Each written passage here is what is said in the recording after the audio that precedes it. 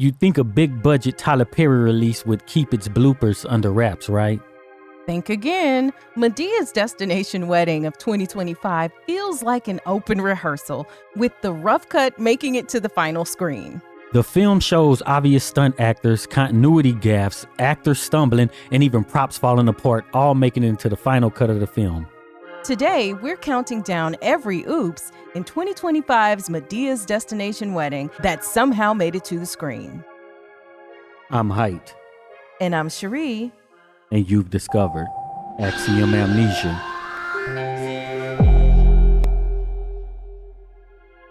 We want to thank all of the supporters who helped to make this video possible.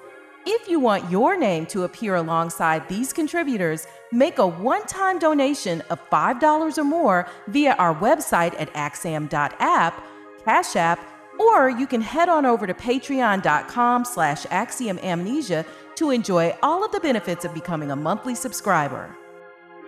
If you haven't seen this film already, there will be some light spoilers. We're not going over everything that happened in the movie, but you might get an idea by watching this video. So if you don't want to see it, go ahead and hop on off the call. But otherwise, join us. By the way, we did do a full review of this film, with including our ratings and everything else. And that'll be linked in the description in case you do want a blow by blow of what happened in the movie and what we thought about it.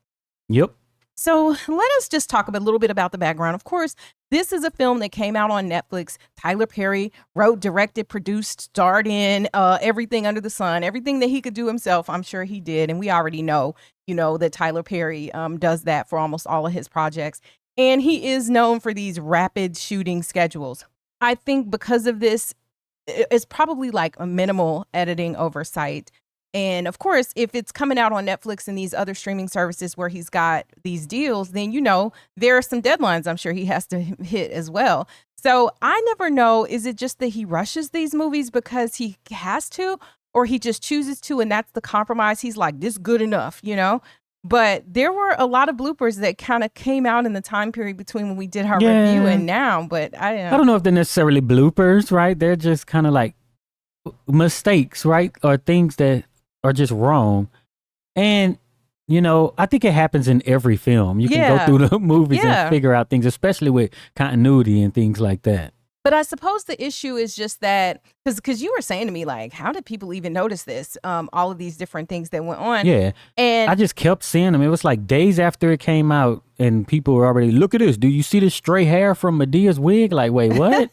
Well, part of it, I think, is because people are so fed up with the lack of quality and attention that's put into some of Tyler Perry's productions, that they're now looking for anything to be wrong, right?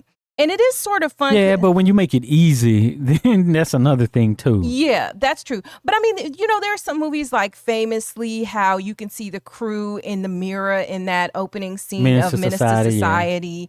Yeah, so like these were always kind of like little treasures that you could find along the way. But in this one film, there are quite a few that will point out to you along the way. So let us just talk about. But I didn't find these, right? The people talked about them. And we're talking about them with you. Exactly. Yeah. So if there's even any merit, are they even really mistakes? Yeah. And we should ask that question with each one. Like, how do you view this? Is this a big deal or is this not? All right, so the first one we're going to talk about is, as you guys know, Tyler Perry plays the character of Brian. Brian is actually Medea's nephew because Tyler Perry's character, Brian, is the son of Joe, who's Medea's brother, okay, just for context. And so there's a point in the film where Brian faints, and let's play the clip and see if you can figure out what's wrong. Yeah. So here he is fainting. And he's on the ground. Yeah. And you're looking at him. He's on the ground. Is he on the ground? Is he on the ground? Who is that? Oh, hold on. Who is that? That don't look like Tyler Perry. No, so what I think is in the beginning, that is him. And maybe he's at different stages of shaving. Makeup and shaving. Right, because that looks like him. A little, but that doesn't. Well, that kind of does. But this other guy, it doesn't look like. That's definitely not him. Yeah, that looked like Tank. So, but like, and there are points where his beard is like pretty thick. Like the one where he's about to fall out, where you see him standing there, that is clearly Tyler Perry. So but this his is beard not is very Tyler thick Perry there. But right this, here. This right here, could be Tyler Perry, right? That looks like him to me. Yeah, but it's hard as hell. This is before Madea runs out, but it can't be unless they did some great editing, because this is Madea running out. That you see at the bottom left is kind of twisted. And maybe and this is after she runs out. Maybe that's how it has to be. Anytime you have these scenes where you got one person playing multiple characters in the scene. Yeah, but once she's gone, then he can be on the ground. And we don't even see her top. We saw her bottom half leave. We know the skirt. Well, I zoomed out. Oh, okay. I'm sorry. I zoomed in. All right. Well, in that case, point being, he can't be in two places at one time. So, that might just be a consequence of, when you have these multi. But if you're going to get, if Medea's not going to be in there, then you can shoot that without Madea. But so I noticed, so we talked about the editing and stuff when we did our little review, our regular review. Yeah. And there was the scene where they walk into the resort. I think it's all of his characters are in the frame together. And I really didn't notice anything wrong with it. So he probably could have got an extra point for that. Well, and most of the stuff is the kind of things you didn't notice. Like the stuff people were pointing out wasn't stuff that I felt like I noticed. The things we noticed were like in the scene earlier where in the film where they're coming in and they're going to see the suite that they're going to stay in. And then at one point somebody shows the bathroom and it literally looks like it's shaky footage. So it's like somebody just filmed something with their iPhone and it was shaky. And then they just threw in that as B-roll of, hey, here's the bathroom too. And it wasn't even the right lighting. It just looked weird. So that really didn't fit in the film. Like in this scene right here is where that bathroom scene shows up. So how would you rate that if on a 1 to 10 as far as a quote unquote gaffe? And 10 is a big gaffe? Yeah, 10 I would give it about a 1. Because in every movie with stunt doubles and stuff, you just notice that it's not the person. And I totally didn't notice this. I didn't notice it, and I don't think that it is. But it happens if you go back in every movie you watch, you're going to be like, that's not so-and-so. That even the shots from over their shoulder when they're having dialogue, it's clearly not the actors. Yeah. So that's the first one. Want us to cover your favorite movie ASAP? A one-time contribution of just $50 or more to Axiom Amnesia gets you a deep dive on demand, a 30-minute discussion on any film you choose. It's easy. Step 1, send $50 via our website, axiom.app, where you can pay via card, Apple Pay, or you can pay directly via Cash App at $Axiom Amnesia. See the links below. Step 2, tell us your movie, email, the name you want to appear on screen, and what kind of deep dive you want. General, a specific character, a particular aspect of the film, etc. Step 3, watch your deep dive on demand with your name listed as executive producer. Lock in your deep dive on demand today and hurry. Spots are limited. This offer is not valid for filmmakers or distributors. Subject to availability and terms apply. So then there's another scene where we see Brian talking. Tyler Perry as Brian. And is he Brian or is he Madea?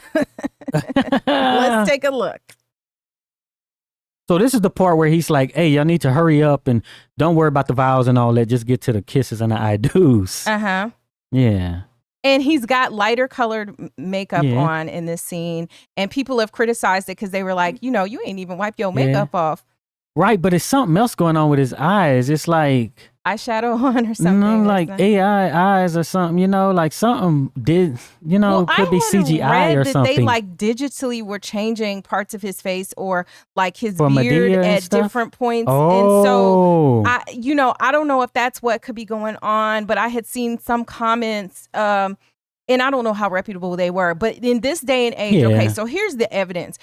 I remember that Tyler Perry was like, oh my gosh, AI can do all of this stuff. Yeah, and I could just have scenes without even having to go on location and stuff. But even still, they went on location for this film. Yeah. But so I think he was just in a rush. So the irony is this part, he's like, just rush it, because, you know, we got his timelines and everything. Hey, just rush this. Let's get past all the talk and get to the I do's, basically. And he rushed and his then face. He's like, hurry up. I need to wrap up this movie, which is a crazy joke on the audience. They'll know I'm not Madea. I don't have on the wig. Just keep it rolling. Yeah. But yeah, he just, I don't know. He just but left to the me, makeup like, on. I didn't notice it. I didn't notice. I did, because you did. I told you something. I say he has on makeup or something. You did say he has on makeup, but I didn't take that as Medea's makeup. I just, because nowadays, look, we're in a time where, and especially actors and stuff, where people are just, and I was like, oh, maybe everyone has makeup on in a movie. Yeah, but this was a lot of makeup. And I think what you pointed out to me, you said eyeliner or something like that. And I kind of just let it roll off because I was like, of course he has on eyeliner or whatever, you know? Like, I wasn't thinking that this is the remnant of Madea still on him. Yeah, but he got, like, I don't know, the lightener or foundation. I don't know how makeup works, but yeah, he got on something else where his face is lighter too in parts. Yeah. So on a scale of 1 to 10, what do you rate this one? This is, I don't know, this is about midway. But I feel like this is less than the other one. Less? Yeah. Like, this is almost like a 0.5 to me. This is maybe even like a 0. What? I think it's, if you don't know that he's playing both. But the thing is, the character didn't look like this. So now they look different. Mm-hmm. And the character wasn't known for wearing eyeliner and stuff. Yeah. Right? So it's more noticeable than somebody who passed out in the background who we don't suspect is the actor. Yeah. But I guess the thing is, since I didn't notice it, you pointed things out to me that I wasn't making a big deal about. So to me, when I see the pointed out, he's wearing makeup versus pointed out, this isn't even him. I would say it's about a 7 because of the implication of, we know he try to do things fast. And then he's like, let's just rush through the sentimental part of the ceremony, and basically at the end of the movie, let's just get to the end of the movie, right? It's all of that stuff coming together, and I ain't even gonna take time to clean off the makeup off my face. Well, and as a sidebar, so we were talking about, you know, some of the comments that happened on the previous video that we did, about the review video that we did. And one of the things that people brought up, few of you, were like, oh, you know, I think Cheri was grading this on the curve and all of that, because if it had been any other director, she would have rated it much, you know, worse than she did. And I think I rated it, I don't know, a 5 or a 6 or something like that, right? With my combined ratings from all the sections. But what I said up front was, this is a Tyler Perry Madea movie. So I already laid the groundwork for the fact that, of course, it's on a curve. Yeah, this but we shouldn't be grading on curves, I think. But so what I'm saying is, in my mind, this movie didn't even start off as like, oh, ever a possible Oscar contender. Unlike his other films, right, that are not these Madea films. Like Straw, I came to that with a blank slate. I came to Straw like, okay, but so let's say I have a first-time filmmaker, and I'm like, I'm grading him as a first-time filmmaker. Yeah, but I'm not. I don't get to do that. I'm not saying that. I'm saying if I'm in a situation where somebody's a first-time, I don't give them a better score. I say, don't watch this trash. What I'm saying is the that impression you is, already know what. So the point is, we've seen bajillion Madea movies. You already know what to expect. If you like Madea movies, it would be middle of the road for you. But some people say this was the worst Madea movie they ever saw. I'm saying, if the movie is a straight 3, it should be a 3 instead of a 6. Well, what I'm saying is, it's very difficult for me to even put it in the same category. And I was trying to get to the point of, that you and I had in our discussion about it, which was that there are other mainstream movies that I would categorize much in the same way, except I couldn't think of a movie where there were just a ton of them and you already know what they're about, you know. And I came up with, well, one of them I suggested was Naked Gun, right? And I was like, well, Naked Gun it slaps, but then I'm like, hey, Ernest movies. Okay, Ernest movies. That's what you said. And I'm like, yeah, Ernest movies might be, but I might say that some of the comedic genius is a little bit better than these movies. Of course it is. And so for that reason, I can't, you know, I wouldn't completely like write it off. It would be like Dumb and Dumber, right? You got Police Academy. Okay, maybe, yeah, but again, I just go, the comedy of that is just. Yeah, exactly. Like, it's amazing, and that's how I'm going to judge thing. it. When somebody sees my score at the end, it's not based, you know what it is. Not, oh, I got to think about whether or not he has compared it to something else and got this. If you see a 3, expect it to be a 3. But if you see a 6 and then you watch it and it's 3, you're going to be like, why is he rated so high? Okay, so I can get with that. And I felt that what I was doing was explaining that up front. So in other words, if you don't like Madea movies, you definitely ain't gonna like this. I mean, I didn't feel like I have to spell it out, but if you like Madea movies, it's gonna be when you give it a number, you. That's what you're doing. We're spelling it out with every category. Well, if that was the case, if you then say I the would plot come to is the a table 6, and be like 0. You know, okay, like, yes, that's what you should do. Right? Let's say we're grading politicians. Do we start off and be like, well... Okay, so what I feel like is that I'm grading something that's not apples to apples. Even though they are all technically films, it's hard for me to compare a movie that I think is in this category over here. Don't compare it. Well, what is the that's plot the point good? of a score, right? Isn't a score the score compares? But if I say an objective plot, I'm not comparing it to Interstellar. I'm comparing it to what a plot could be in my perception and how good it is compared what a 10 to would what be. a 10 would be. Exactly. And if I say this is a 6 next to something that's a 10, I may give, I don't know, think of something like The Sixth Sense. What if I gave it like a 7 and then I give this one a 6? Then that's pretty close to each other comparatively. I guess that's true. And so I felt that I was mitigating that by saying, but this is a Madea film. So, listen, I feel like I give full disclosure. I accept, because I'm not going to say that I didn't quote unquote grade it on a curve.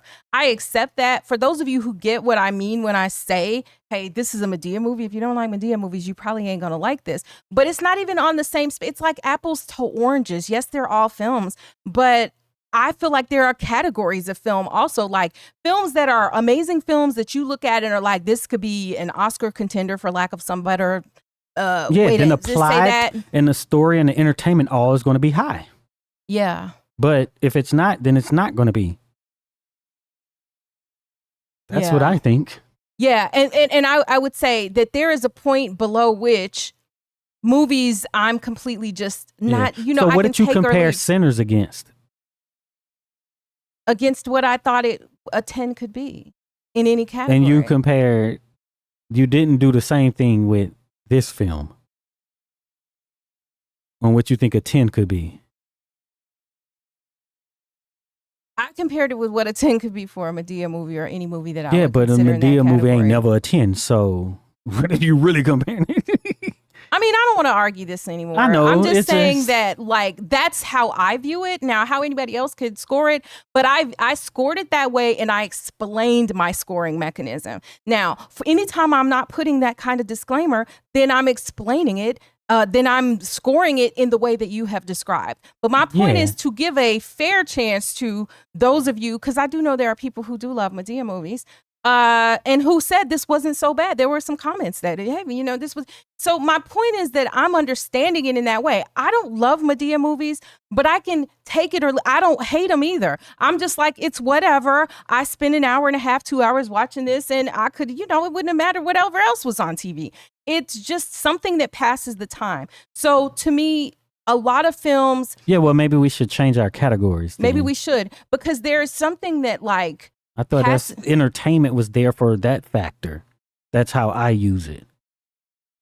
Right? Well, and they're all getting weighted this appropriately. exposes how everything is subjective, really. How everything is going to be subjective, even how you interpret the categories. Like, because for me, did I give Sinners a 10? I think I gave Sinners a 10. Or close to a 10 if it wasn't a 10. I think I gave it a 10 in every category. Like, Sinners hit the ball out the park for me. And when I scored Sinners, it was after having seen it like once or twice. It was very new. I hadn't had the chance to like fully even digest it at the point that we did our review of Sinners. But I would say that, would I give Sinners a 10 today?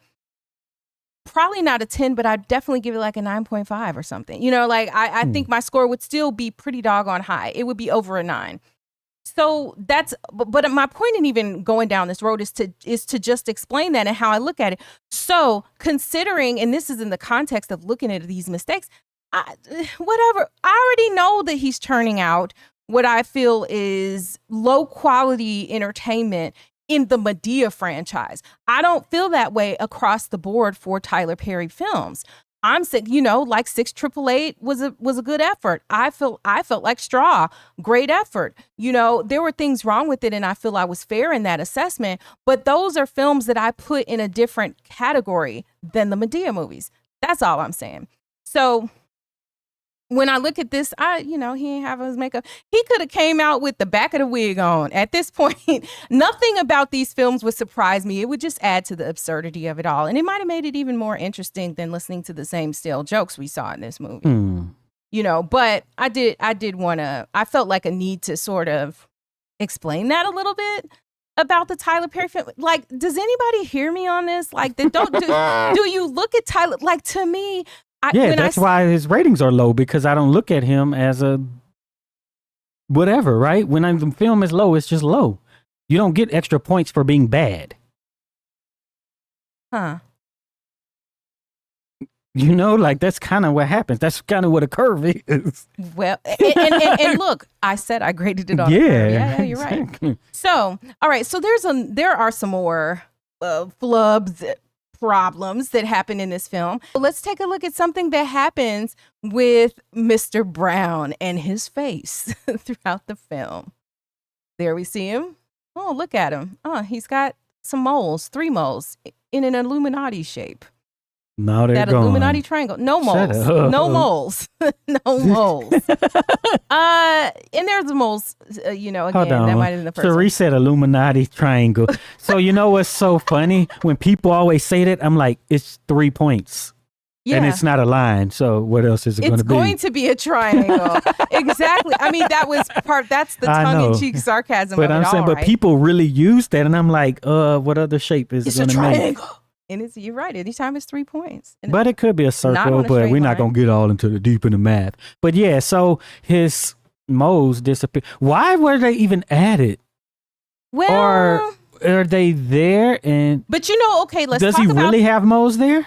The rushed. No, clearly he doesn't. Well, let me look at a picture of. We could be looking at AI Brown Mr. without Man. the moles. What's his name? Man. David, right? David Mann, yeah. Yeah. But I didn't notice this, but how y'all notice this? Because they're looking for problems. He does not appear to have this mole. So those are like raisins they done stuck on his face. Now I got to go back and watch all the movies. I'm looking. And so, but so like to me, they probably, see, he doesn't have mole. They probably have a picture of what he's supposed to look like, right? And it includes these moles. And maybe in the beginning, when they first started doing this character, it was like, oh, he has these moles. Let's, like all of these things add character. Maybe they stuck with that, but then they get toward the end of the film because we don't, the films are often filmed out of order, right? We don't know what order the sscenes are in. And if it's getting toward the end of the deadline of 48 hours that Tyler Perry decided he was filming this film in, then maybe he's just like, come on, you ready? Just let's film the scene right quick. No, or maybe he had to refilm. There's this thing in filmmaking where you don't jump in the pool, right? Because then you got to do all this extra stuff to wardrobe, hair, makeup, and all of this. He was actually in the water and coming out of the water. You know what I'm saying? And if you're just really trying to have a vacation and make a movie and get paid for it, you probably had him really go down the slide, fall in the water, and the moles came off, and then you just filmed after. Right? Because you got a good theory. Yeah, if you got to keep doing these takes, that's why you don't have actors and stuff get in the water. Because it's just the continuity and all that stuff. But yeah, that's what I think. I think the sequence that we see this is probably what happened. I don't know.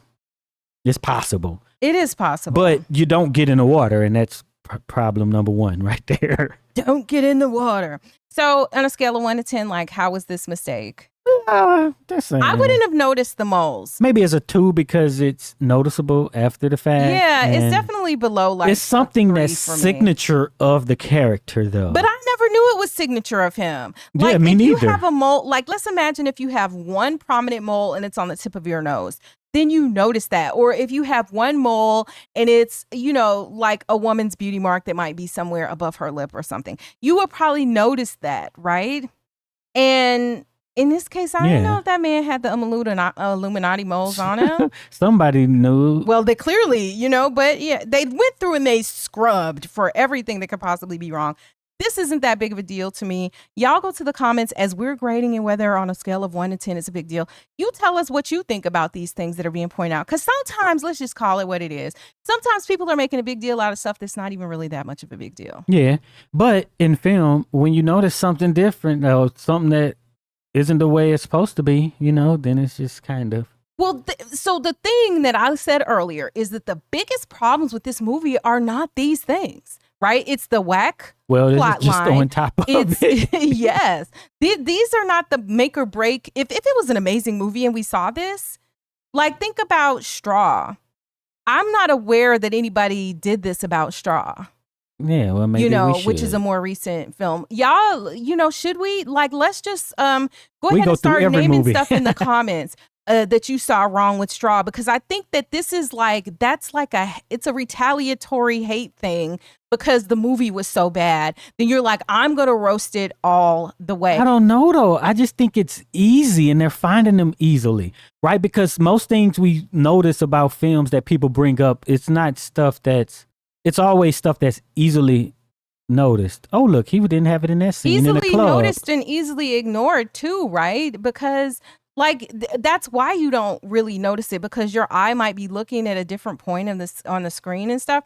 But let me just stop and also say here, we do have multiple channels. One of the channels that we have, Axiom Amnesia 2.0, where we put different types of films. It's not like these black nostalgic films or, Tyler Perry movies. They're white nostalgic. They might be.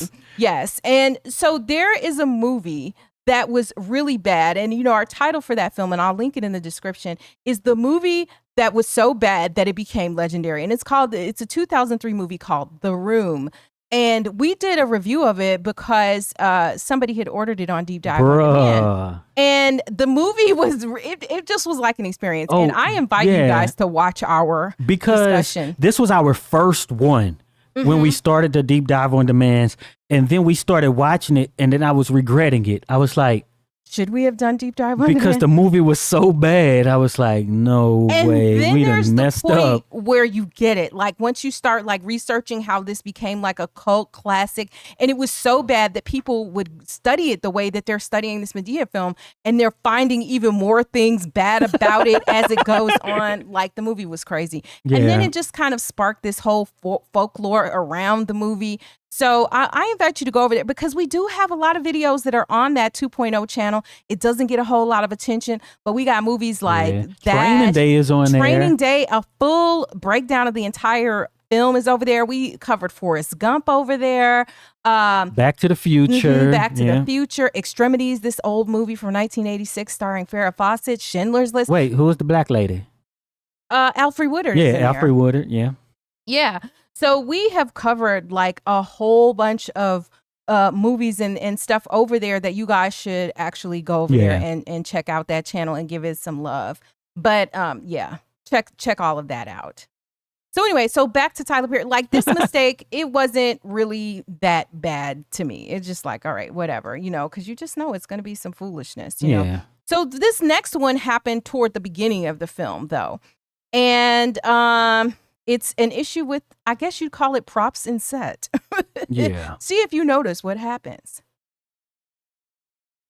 This the part where, she set the car on fire and yeah. Yeah. And when you showed this to me at first, because Heit was the one who was like, let me put all these together and look at them. And honestly, as I'm looking, I'm like, what happened? That's what happened to me. I was like, what am I supposed wrong with the car? Seeing? What? Do you guys see it? What is happening? I'm looking at the car. I'm looking at the fire in the background. Okay, let's look at this one. All right. That's a steal. Yeah, there it is. That's it. So apparently the post that's next to the gas pump just decided it's just going to roll on off. Just, I don't know if Brown bumped it when he walks up. No, it's like leaning right here. Yeah. And it just rolls on off. Nobody cares. Yeah. Nobody caught it because we couldn't even catch it. Yeah.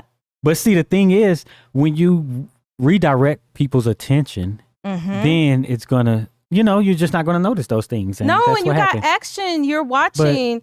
You're watching him run after the car. And there's a fire There's and a everything fire. else. Nobody's looking at that.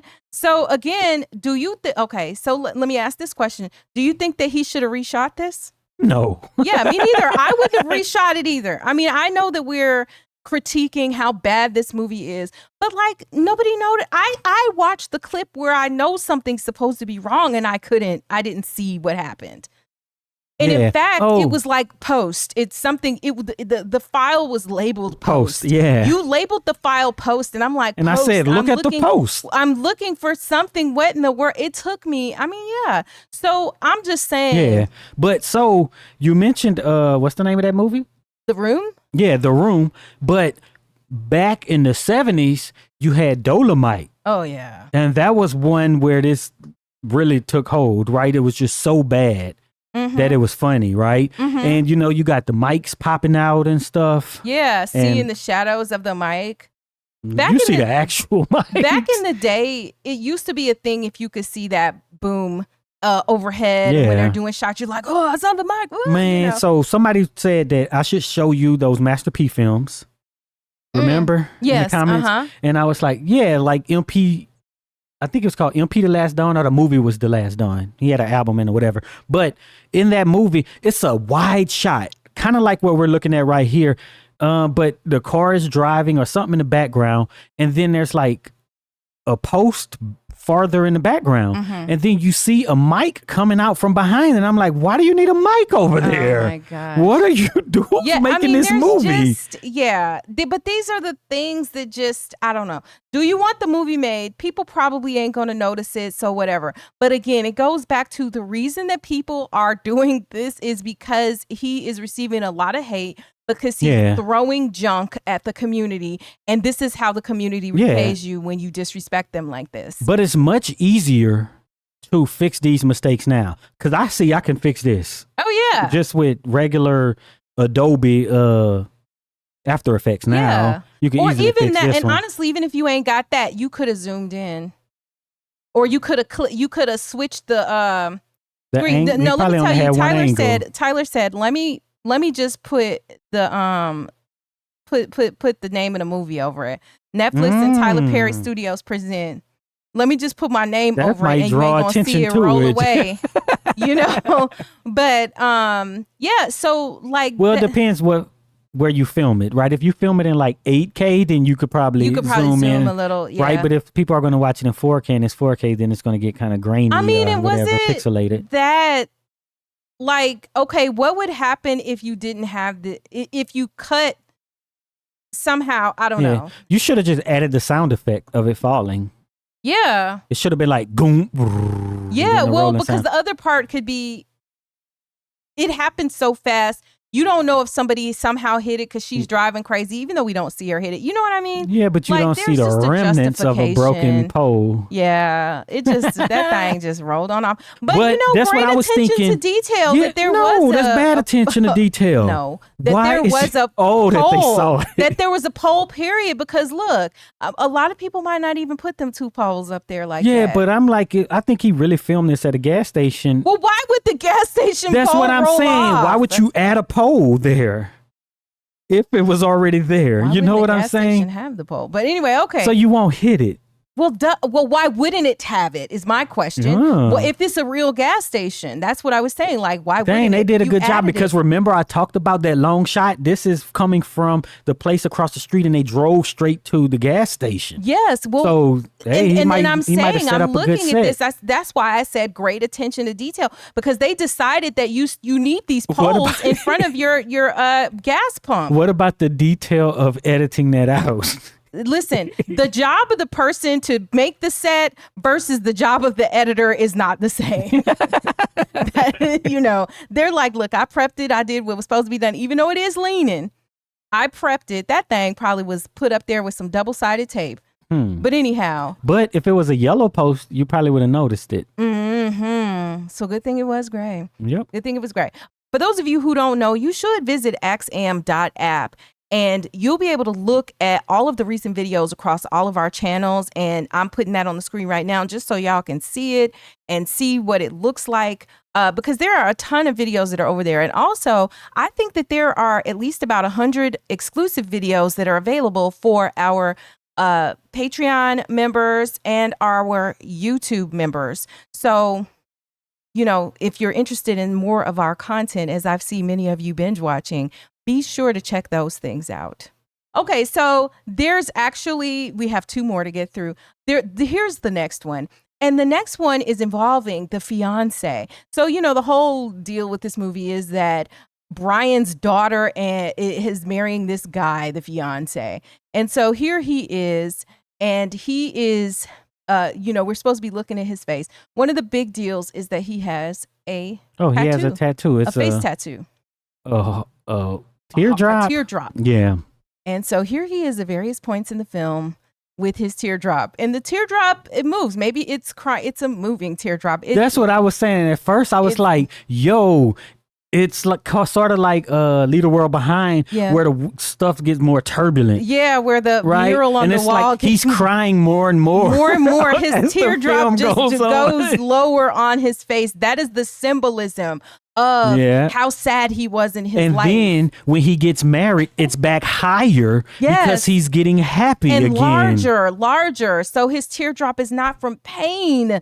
It is now out of happiness and joy and the fact that he has found the love of his life. Tyler Perry, you're a genius, bro. He is genius. But folks really roasted this teardrop. And let me say this, because I was being a little tongue in cheek, but I was also serious, because I was like, this guy, you know, he looks like, you know, who was that? Sky Jackson and what's her name? Keke Palmer's baby daddy. Sky Jackson and Keke Palmer's baby daddies. You know, he reminds me of them. And maybe I said he looks like them, but my point is that it's the archetype of these guys that they got into with these actresses that basically try to ruin their career, right?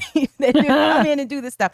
The point was not that they actually looked like, it's a word that everyone likes. Light-skinned, now. Right? They were all light-skinned. That's just a commonality amongst them. But the point and we said it specifically, they all have the same hairstyles. It's the same archetype, the right? Aesthetic that, yes. You know, y'all like that word now. You know, and that is the point of it all. Like, I normally, for most of you, I know this feels like a repeat. We don't have to explain it. But for those of you that are having a little trouble, I wanted to make sure that we really reiterated that, because I know some people, you know, you got the ones who will speak up, but then there are people who might have been thinking the same, hey, it doesn't look like him. No, what we're saying is the archetype of this pretty boy who comes along sort of like ruins your life. Sort of like when we talk about light skin, long hair, right? And they all quote look alike and they look different. Right. So anyway, so I would say that. But okay, scale of 1 to 10. This moving tattoo. I don't know. We explained it away real good. He should just come out and say that's what he was doing. He should say, Axiom Amnesia had it right. I did this on purpose. He was crying more, and then it went down as the film went up. But then as the end, when the film gets happier again, the tear is back up, but it's a bigger, fatter tear. And that tear is because of his joy and happiness. I don't know if it was fatter. When we first seen him, it was the fattest. Right? So let me see. Maybe he had to purge. The teardrop had to purge. So this picture is the second time we seen him, and the first time is right here. So it's fatter. So it is fatter. But you know, in the defense of the people who are pointing, or not in defense of them, but in the defense of the makeup artist or whoever puts this tattoo on, like, his eyes are squinted at some of it, which if you're squinting your eyes together, it is going to possibly change a little bit of the position. But in some of the things, how low it is, no squinting is going to bring it that I mean, I far agree it moves. Like, I'm not arguing that point. But, you know, how petty are we going to be with it? How petty are we going to be? You have to pull out that ruler, measure it, fix your face, neutral face actor, measure it, and this is where it goes. And then use a stencil. Yeah, well, why not use a stencil? Because I know that there are ways. Tyler is probably like, what you need a stencil for? Just eye it. They ain't going to know the difference. No. Bruh, no, Tyler, that's on whoever had. Maybe it was on the makeup person. Maybe it's on the makeup person. Or maybe they say, why does it need to take this long for them in makeup? I need them out here to shoot. Hurry up. You know, hurry up. Like, because I feel like there's a lot of hurry up pressure. Like, I can't imagine that there isn't a lot of hurry up pressure if you're trying to film something that may take weeks or months for a quote unquote normal film production to be in a few days. Yeah. So, that's my argument there. But we know that there are probably some filmmakers and people who worked on films who might have different takes on it. So feel free to share that with us. And so for our last and final one, it's just kind of a funny one to me. But see if you notice anything in this scene. This is a scene where Tyler Perry as Brian. How fast you can notice. Yes. Tyler Perry is Brian. He's walking up on who we later find out to be the mother of... Spoiler alert. I'm sorry. Yes, spoiler alert. Who, walking up on the fiance and an older woman. So tell me what you guys think.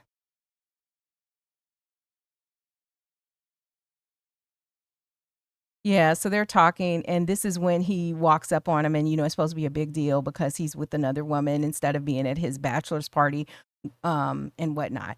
And so, if you didn't pick it up by now, Tyler Perry as Brian trips over his own feet as he's walking. No, I think at these casinos, you know how they try to be, they have different levels of the floor, and they try to make them a smooth transition.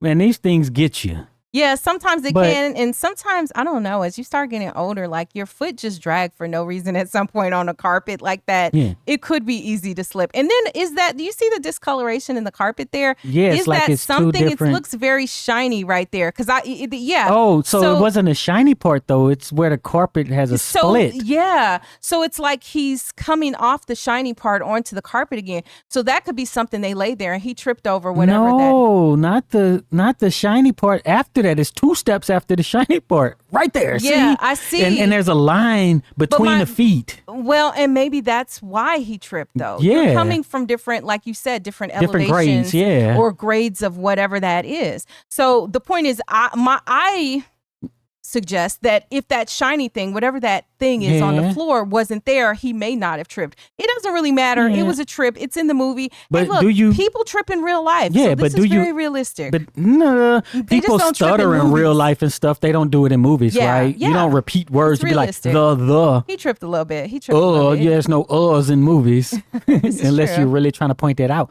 But should they edit it out, or should you be like, yeah, sometimes people just tripping when they, he was kind of going crazy at this point, right? He's like, oh, I need you to come look at this. My daughter's about to marry this dude who's with this old lady. And what's hard is that it's also, so the trip causes us to compete with the amazing acting job that Tyler Perry as Joe, Brian's daddy, is doing walking with this cane, right? That's supposed to be part of the comedy that you see, and So they're both in the same scene, but look how far apart they are in the reflection. Let me see. See, that's what people didn't point out. See, his arm isn't there telling them to come on the same way, right? But he has to be both people in the scene. Is that even Tyler Perry?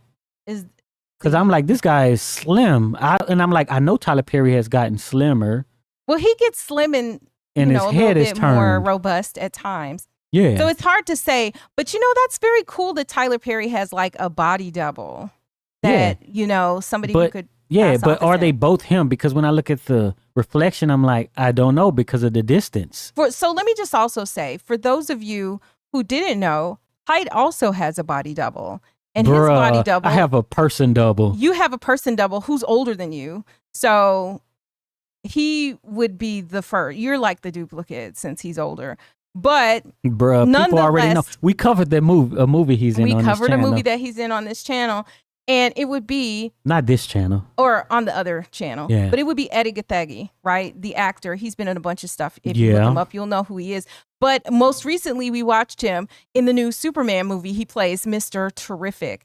And y'all, listen. As I was watching this movie, it was so freaky because he and his mannerisms in this film looked so much like Heit. And I was just kind of like, oh... well, alrighty. And at one point in the film, I didn't recognize it was him because he's got a mask on. And I didn't look at the cast before we went up there to watch this movie in 3D. And I was like, who is this guy? And I asked Heit, I'm like, who is that? because I was recognizing that, and how I couldn't he recognize moves. him too. I was like, it's probably Eddie. He was like, "That's me, I think." Shut up, that's me. But how his, you know how it's, and we talked about this like with the twins in Sinners and all that, how their body movements and that, and people were like, I can tell them apart because of how they hold their face or whatever. Like this guy's mannerisms as a person, because he does it in not just being Mr. Terrific. This is part of who he is as as a person, right? This is Eddie's, aesthetic and whatever, and how he moves in the world is so similar to Heit that it was freaky. Or is to it watch. just a character? No, because I see it when I watch other movies. Twilight? Is he the one in Twilight? He's in Twilight, and I forgot his name in Twilight, but he's the vampire with the dreads in Twilight. Like, and when he walks and it moves, like that's just how you walk and move. And what's even funnier in this movie is if you know the Mr. Terrific uniform that he wears in the Superman movie, Heit has a jacket, no kidding, that we bought probably 10 years ago. Yeah. It was probably like 10 years ago. And I was like, let me pull that jacket. It's like this leather looking thing. Let me pull that light jacket on out and you could just be him at this point in this movie. Somebody was saying, somebody I knew for a long time, they say I remind them of the character. That was in Superman. But the question Mr. is, has Terrific. he really seen a lot of the other acting Eddie that he does? Because, maybe he saw Twilight, but that your friend... Yeah. No, but he was talking about the character and whatever attributes the character okay. has. Well, that would make sense too. Because listen, in this movie, if y'all haven't seen the new Superman, okay, I'll say, let us know. Should we cover it? Yeah. Should we? Because we should. But let me just give you a little hint. To me, it's a little slow starting off, but I got into it as the film went on, and it was cool to watch it in 3D if you haven't seen a more recent 3D movie. So I'm looking and it's better than Medea's wedding destination wedding. Movie. So if she grades it better worse than the Medea movie, y'all need to be upset. You should just talk bad about me then. But but yeah, that was the thing about this movie though. I'm you're watching this movie and it just is weird. I actually had to pull my phone out in the middle of the movie and was like, look, who is this? Because it's but he said you act like the character, and it's true. The character, Mr. Terrific, is talking mess in this film. I don't talk mess. Listen, like that. If you don't know, see, Heit doesn't believe it's talking mess. But what he is he's like one of these people who is a truth teller that's just going to give it to you straight, but he's just saying it as a matter of fact, not to be like mean. And he is considerate of people's feelings, but then the things that he doesn't feel are like part of the feelings that he's just going to say. Or he's just going to be like, yeah, and there was times when he was talking mess where I was like, man, that's even the kind of mess Heit would talk. But anyhow, I digress to say, yes, he has a body double. I think it's cool that Tyler Perry has, he's so rich, he can have body doubles that really match him well. I know, right? As we've seen with like a lot of these action films, right? They'll have, when you see the body double, like you're like, dang, you really do kind of look like, like the actor or whatever. Because even the one from Sinners who was playing Michael B. Jordan. B. Jordan's character, yeah. But he didn't really look like Michael B. Jordan in the face, but like you could see like when his head is turned, his body size is kind of similar. Oh, yeah, and they similar, was just that kind switching of their faces and stuff, yeah. Yeah. So that's how big of a deal was this one? This wasn't that. This tripping thing, whatever. I don't care that you like when I look at all of this stuff, none of this stuff would have made a great movie bad. None of it. But it's because it's a bad movie, then it just piles on. That's how I feel about all of these, ones that are pointed out. But it is fun to kind of like see it happen. That's entertaining to me a little bit. So I don't know. What do you think? Would you think this trip was a big deal or anything? Would you have edited it out? Well, they probably couldn't. Well, or would you have reshot it? You can't reshoot it after you go into the editing room and you like, dang, only thing we got is this cat tripping. Well, would you have cut the scene and look? You could have threw some of that bathroom. You could have. You didn't have to show him walking up like the bathroom. But I don't know. No, there's no need. Yeah. Right. Unless he turned towards the camera and we see it wasn't Tyler Perry. No, that would have been funny. So, But is he taller than himself, basically, by a few inches? I don't know, because Tyler Perry is pretty tall, and I would imagine that it might be harder to find somebody who looks like you and is your exact height the taller you are over average, right? If you are, I don't know, 5'10", is probably a whole bunch of people who could look to be your body size. But I think Tyler Perry is like 6'4" or 6'5", isn't he? He's really tall. I implore somebody to go through and check out the thickness of his beard throughout the movie, even though he's missing for a long time. Yeah. And then you can see, because that's something you can always find. And said that they were taking the gray in and out of his beard. Sometimes his beard is very black, and sometimes it looks like it's a little salt and pepper in there. So yeah, not just the thickness, but also the color. But like with hairstyles and stuff like that, that's very hard to keep recreating, especially if it don't take him that much time. So the only thing you probably really would notice a bunch is somebody's like hair, their line up, their beards, right? But if some movies, it take weeks and months, and then people's hair is all long and stuff. Mm-hmm. But if you're taking 3 weeks, it's going to be easier to not have those same mistakes. So, as you mentioned in the beginning, all movies have gaffes, bloopers, whatever. But why do you think that there seem to be so many, or is this just a normal amount in a movie that's a couple hours or so long? I don't think so. So you think there's more than average? More, just because, like I say, how many were quickly found? What do you think the Unless you're reason running is? it through some AI or something to do it nowadays. What do you feel the reason is? Because he's just rushing to make the movies, right? Production times, I really think, is just contributing to a lot of it. Yeah, and that's just production times and just how much care you're putting towards your work. A low bar for what quality is, right? Like, I think he doesn't care. And that's what is upsetting people because, look, you put out a new movie, it went number 1 on Netflix, but anything goes number 1 on Netflix. If they want it, they're just going to show it to people that it'll be number 1. Yeah. What's that movie? The American Dream? The Jacksons? Oh, yeah. Jackson's American. Yeah. Yeah. Is that the one where Barry Gordy's like, I like mistakes? I don't remember. Or is that a different one? So it's one where they talking about just look over your shoulder on whatever song that is. Yeah, just look over your shoulder, honey. Yeah, and it was a mistake, right?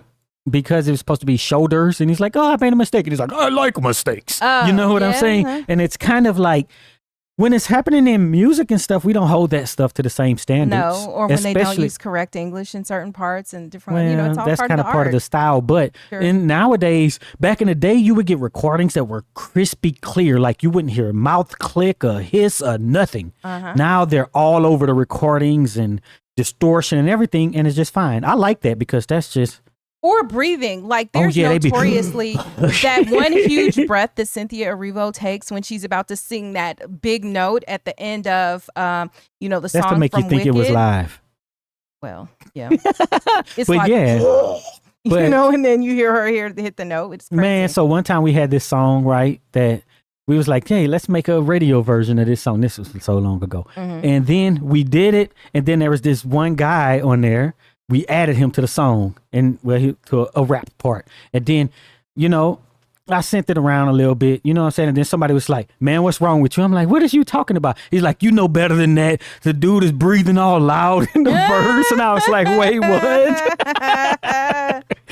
Oh, but man. It can be hard because sometimes happens. you don't hear it, And it's you're just not paying that much attention in that moment and stuff. And what's also interesting is that, like, breaths are like a very funny thing because, part of the work that I would do as like a voiceover artist is you have to have some breath, but not too much.